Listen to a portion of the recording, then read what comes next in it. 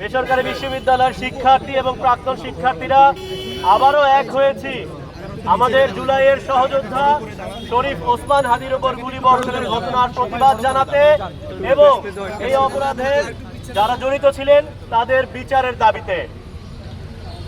শরীফ ওসমান হাদির উপর গুলি জুলাই গণ অভ্যুত্থানের উপর এক আঘাত। হাদিকে গুলি করা মানে দেশের প্রতিটি বিপ্লবী সন্তানের গায়ে গুলি করা। জুলাইয়ের জনতা আবার ঐক্যবদ্ধ হয়েছে। ওসমান হাদির কিছু হলে তারপরে ঘরে ঘরে আগুন জ্বালতে হবে না। ওসমান হাদির উপরে যারা গুলি চালিয়েছে তাদের যদি অবিলম্বে বিচারের আওতায় না হয় তাহলেই ঘরে ঘরে আগুন জ্বলবে। আমরা জানতে পেরেছি দেশের নির্বাচনকে বানচাল করতে, গণতন্ত্রের অগ্রযাত্রা থামিয়ে দিতে বিদেশ থেকে প্রশিক্ষিত বাহিনী বাংলাদেশে ঢুকেছে।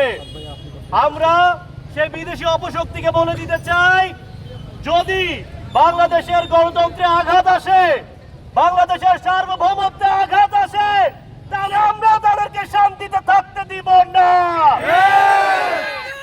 আমরা অতীতে দেখেছি ভারতীয় আগ্রাসনে দেশ ক্ষতিগ্রস্ত হয়েছে। সম্প্রতি বিডিআর হত্যাকাণ্ডের যে রিপোর্ট প্রকাশিত হয়েছে সেখানেও ভারতের জড়িত থাকার প্রমাণ পাওয়া গেছে। সুতরাং আমরা ভারতকে উদ্দেশ্য করে বলতে চাই, যদি বাংলাদেশকে আপনারা অস্থিতিশীল করতে চান, ভারত স্থিতিশীল থাকবে না।